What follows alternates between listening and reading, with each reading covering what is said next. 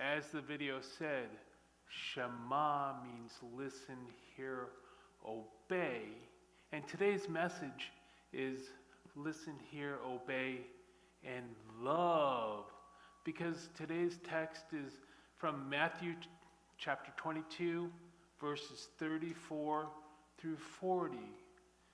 If we can get verses 34 through 38 pulled up, that would be great. So it starts out with, but when the Pharisees heard that he, Jesus, had silenced the Sadducees, they gathered together. And one of them, a lawyer, no good can come from lawyers, I'm just saying, asked him a question to test him. Teacher, which is the great commandment in the law? We got the big 10, right? The 10 commandments. Yet Jesus, if we continue on to verse 38, Jesus said, and he said to him, you shall love the Lord your God with all your heart, with all your soul, and with all your mind. This is the great and first commandment. And this is the great and first commandment. Where's Jesus getting this from? Anybody? Bueller? Jesus is citing the Torah. And last week we heard a little bit about the Torah. So the Torah, that's the first 5 books of the Bible. That's what Jews hold as their holy scripture, the law, the first 5 books. Nowadays, depending on which circles you go in, it gets referred to as the Pentateuch, but it's also known as being the law, the first 5 books of the Bible. This is what Jesus is citing to this young lawyer who asked the question. So, in Matthew 22, 34 through 38, Jesus is citing the Shema. And if we can, the word Shema,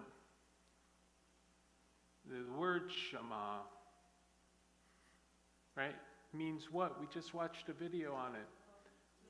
Listen, hear, and obey. And so, if we can get Deuteronomy 6, 4 through 5 up on the screen, we're going to walk through this a little bit because Jesus found it so important to cite it. By golly, I ain't nothing, but I'm going to look at this. Hear, O Israel. So, hear, that word hear in Hebrew is Shema. O Israel. Who's Israel? Is it the country over in the Middle East that's at war right now with the Palestinians?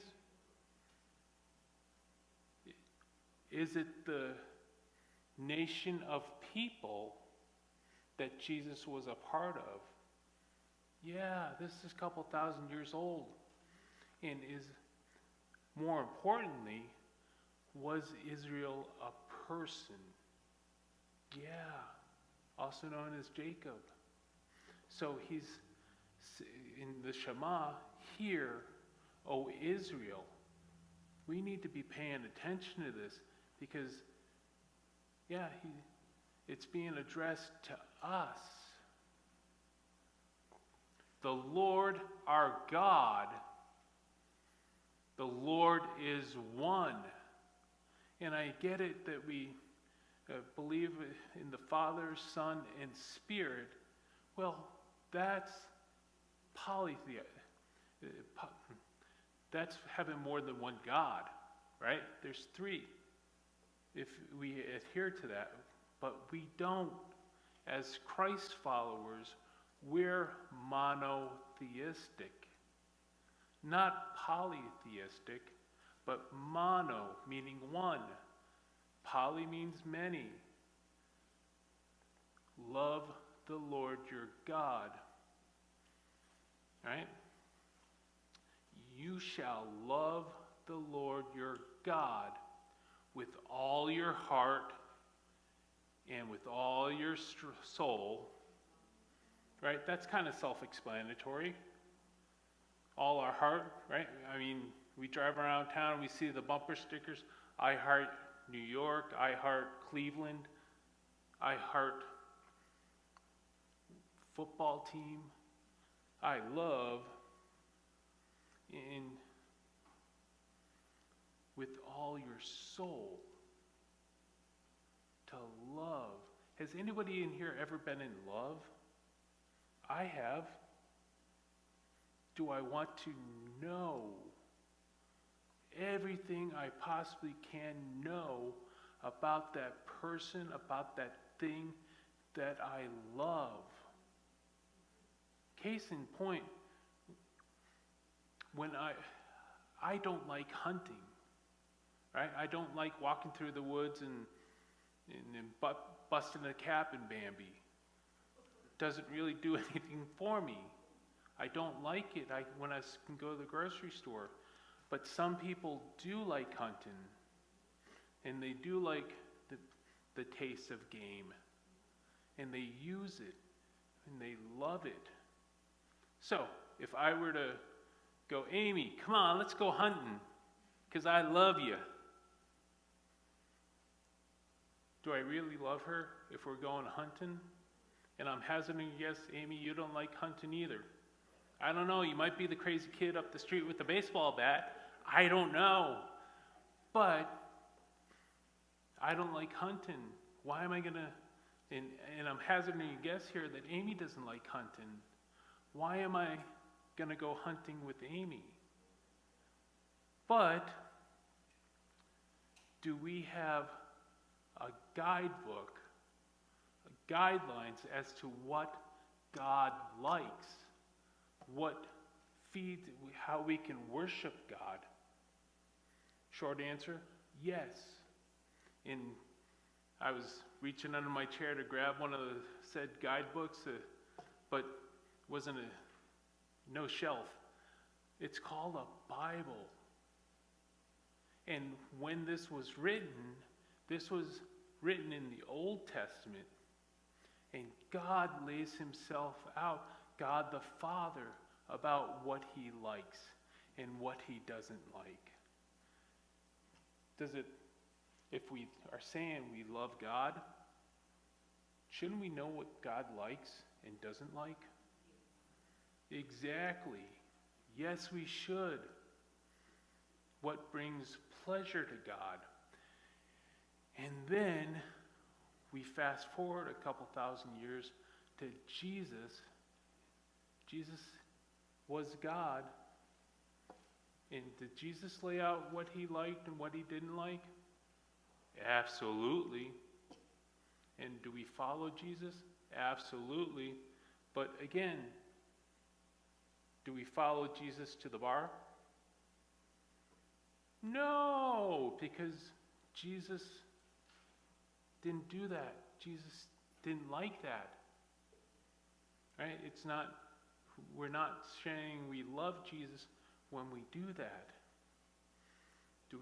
Are we supposed to be studying our Bibles? Please note that I use the word supposed to be, because we get in here, yay, I'm a Christian, I love God. Really, tell me about God. Crickets. Come on now. We should be going on about God.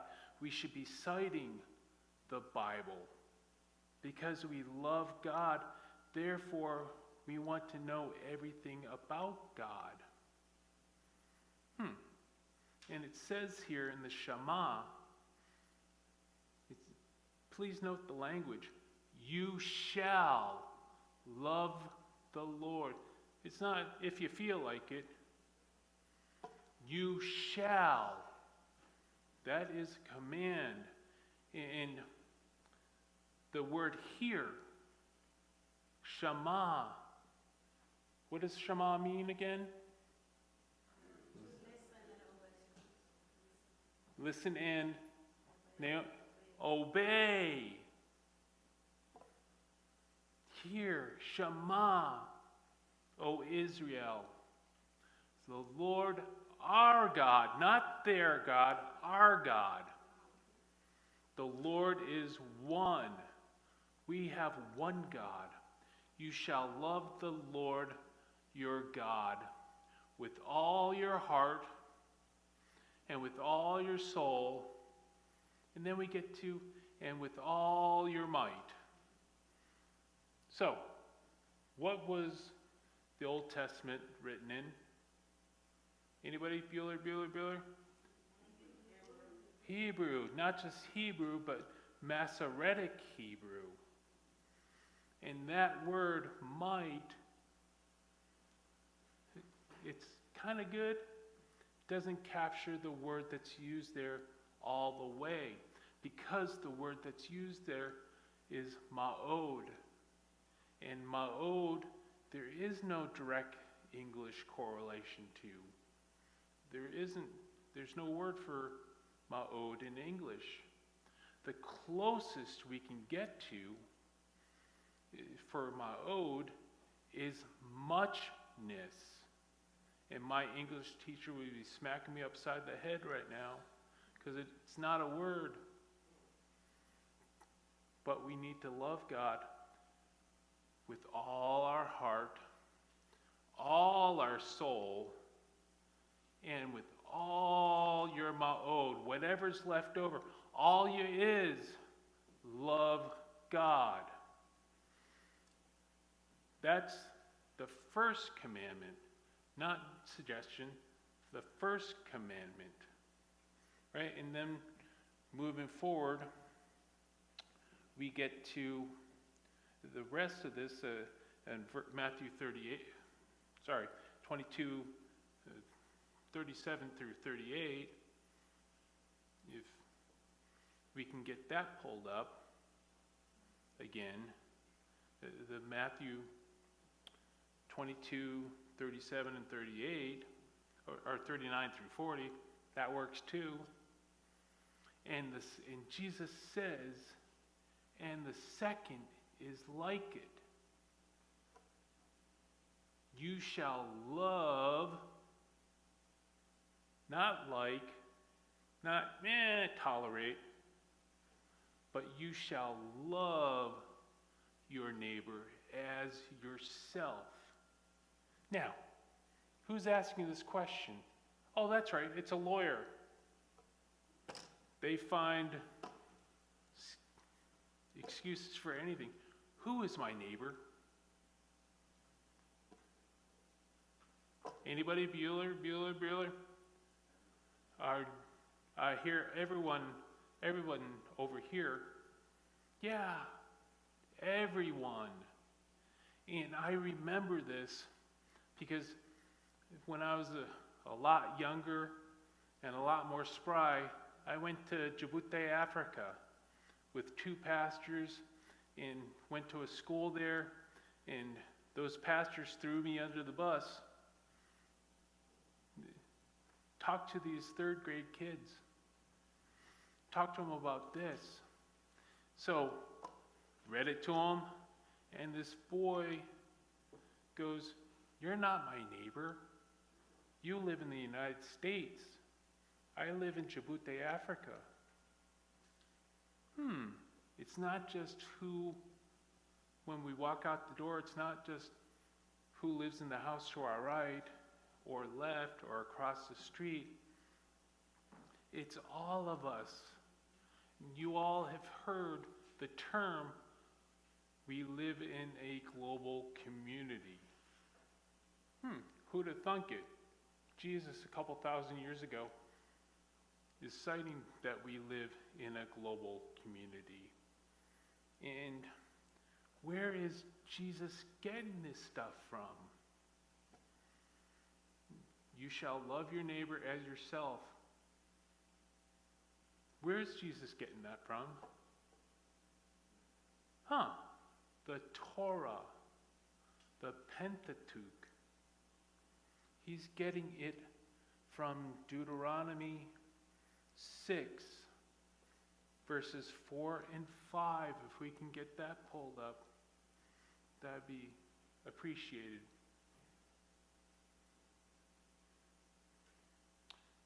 Hear, O Israel. Kind of reminiscence of something. The Lord our God, the Lord is one.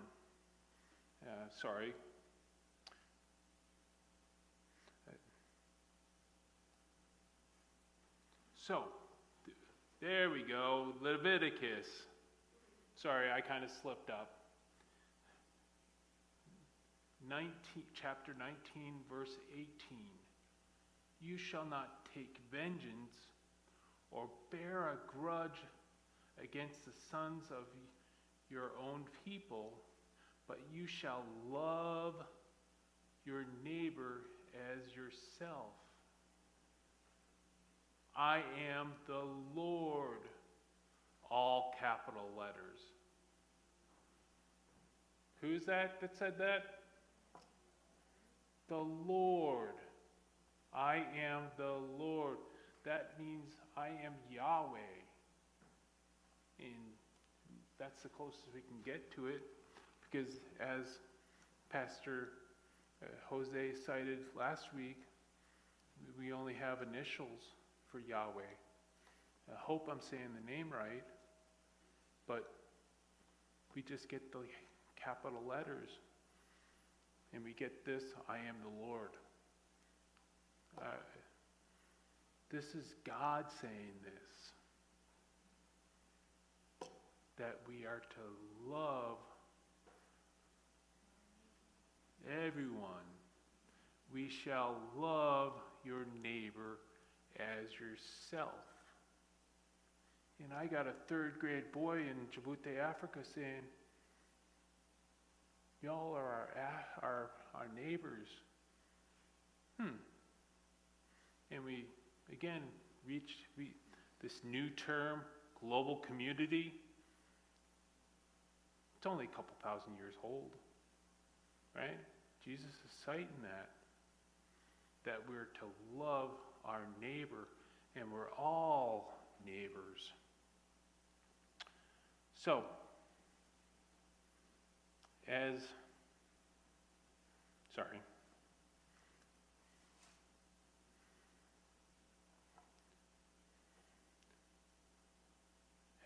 do we got this?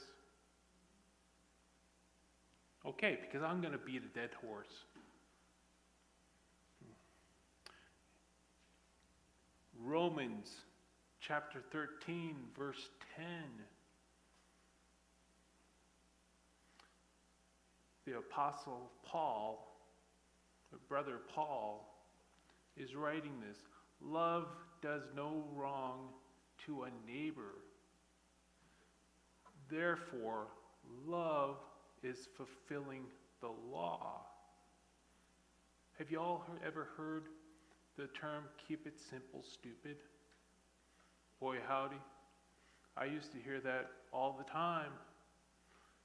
Got to keep it simple. Love. And if we don't love, we don't really know God.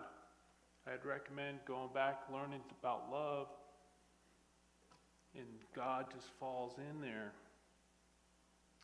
And again, just to beat a dead horse, let's go to Genesis 1, verse 27.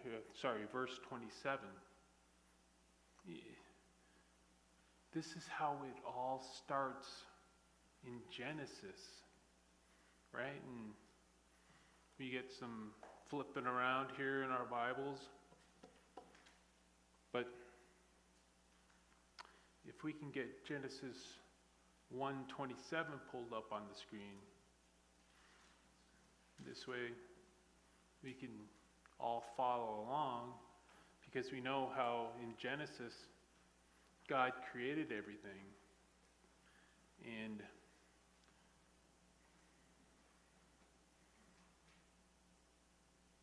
sorry, I'm going to pull it up here.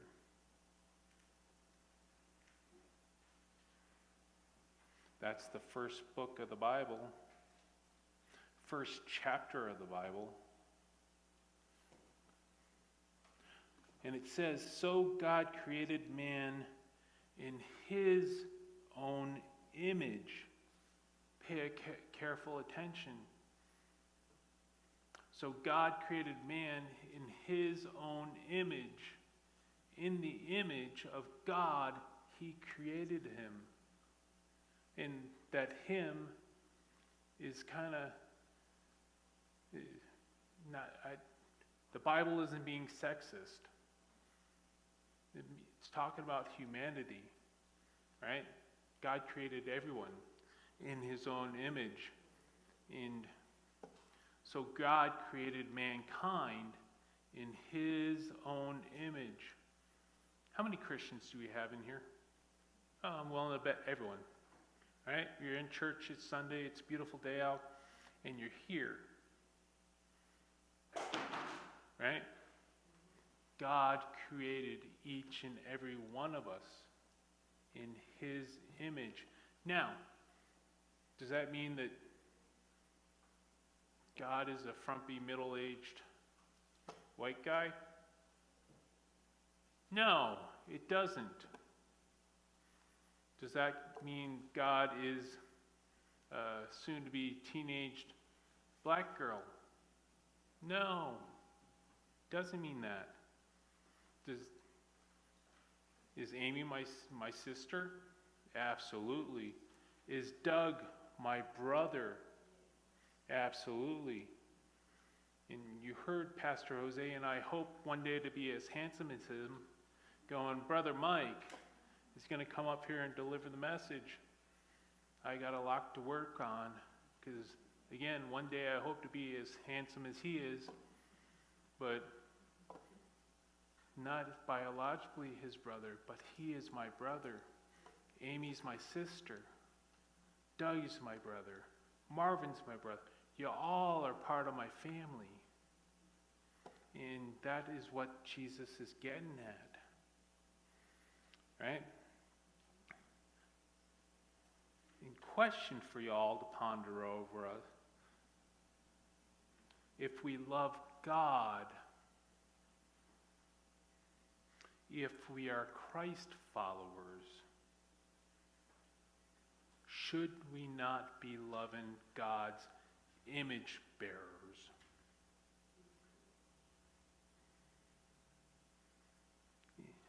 And just to close out, Jesus tells us in Matthew 22 verses 34 through 38,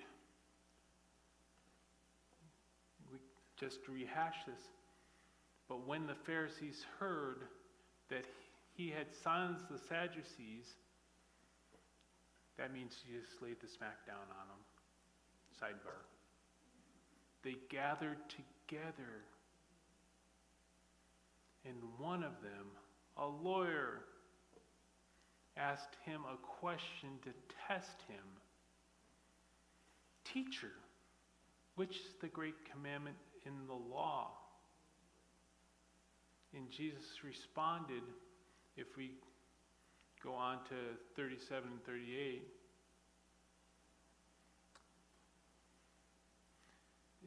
you shall love the Lord your God with all your heart, all your soul, and with all your mind. This is the first and greatest commandment. And the next is unto it, you shall love your neighbor as yourself. So ladies and gentlemen, boys and girls, we need to be loving each other just as we love God.